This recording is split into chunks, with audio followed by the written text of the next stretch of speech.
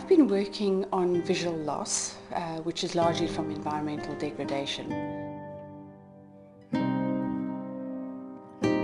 For the last few hundred years, humans have been party to environmental degradation and a loss of biodiversity, and this movement, I feel, is just gaining momentum.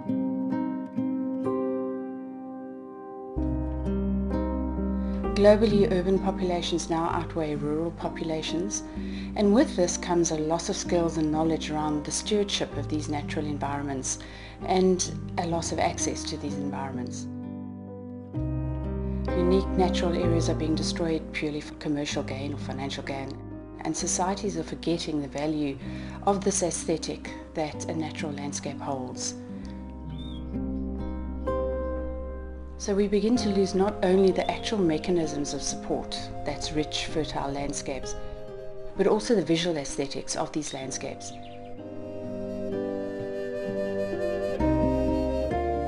This visual loss can only contribute to an alienation from environment, but it also reduces the general quality of life for all in a world where daily life is less rich than it could be.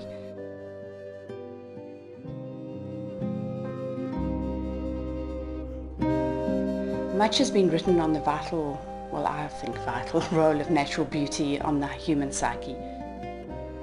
Rachel Carson captured this intuitive sense when she states that there is in us a deeply seated response to the natural universe, which is part of our humanity. We now even have nature deficit disorder, which describes the detrimental effects on humans as a result of this increased divide between people and nature. The imagery I work with is that which in time we'll really be able to see. Concerning for me is that only those who have the resources to enable them to travel to these natural areas may be able to experience the restorative aspects and the beauty of these places. So I've been trying to work with some natural objects that I find largely on the beach at the moment, because that is my most immediate in natural environment. But the fynbos and the shapes of the way the things grow, the leaves, formation, I've always found that fascinating in flora around the country, because largely the shape and form is what really appeals to me. I've been drawing in ink. I've been drawing in charcoal and then painting, and as well as monotypes. So I'm sort of transferring the shapes into monotypes.